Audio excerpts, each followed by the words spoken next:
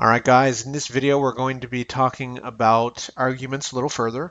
We were going to move on to keyword arguments, but before we do that, it's going to make more sense to cover default arguments first. So let's go ahead. I've cleared out my script here. I suggest you guys do the same just for repetition. I mean, you could remodel your current function to work with this. However, repetition is the key to mastering something.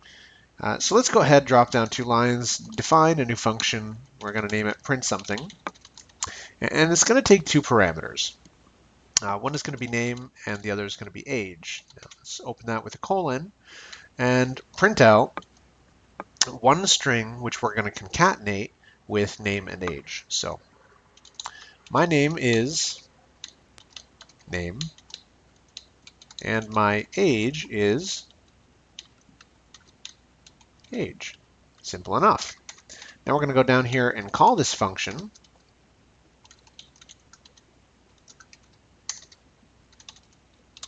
And my age is going to be 27. I'm sure you guys already see a problem with this, so I'll give you props for that because this is not going to work. And that's exactly why I'm showing you. We're going to run it and it's going to say that it can't convert int object to a string. Now there's a few different resolutions to this. One I've already shown you. You can just wrap this in string. Now you can run it and it will work. Now this is why I mentioned this earlier, because you can definitely do this. However, what we're going to do is instead of concatenating the string, we're going to remove all these extra characters. We're going to separate things by a comma.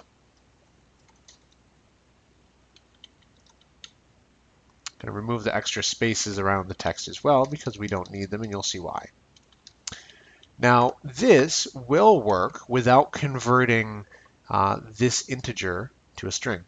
And the reason is because when we use commas, it just says print out.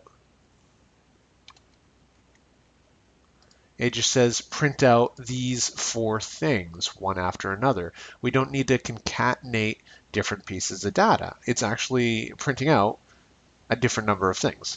So it's going to print this out as a string. It's going to print this out as a string because we're passing it in as a string. This is going to be printed out as a string, and this is going to be printed out as an integer. However, when I save it here and run it, you won't know the difference. See, it says my name is Nick and my age is 27. You don't notice that this is an int. So this is a perfectly acceptable way to do that. Now, what if I only wanted to pass it one argument? Well, what we can do there is we can create default arguments. So actually, let's pass in Nick. So let's go ahead and change these to accommodate only passing in some of the values. So what we're going to do is set a default value, and how you do that is inside the parameter list of the function, you're going to assign values to these variables. These are just variables that you're creating right here. So you can create a variable and assign a default name. And then same with age, you're going to assign a default age, which we're going to say is unknown. Now we're going to save it.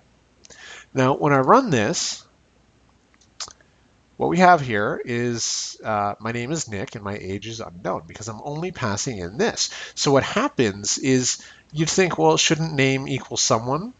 It would if I didn't pass anything in, so we can do that as well. We're going to save this and run it, and it's going to say my name is someone and my age is unknown because we're not passing in anything. However, we're going to pass in the first argument here, and this is going to take priority over this value here. This basically means this variable is going to be equal to someone if no value is passed in. Age is going to be equal to unknown if no value is passed in for it. So that's how to use default arguments in functions. In the next video, we're going to be talking about passing in specific parameters by using keyword arguments.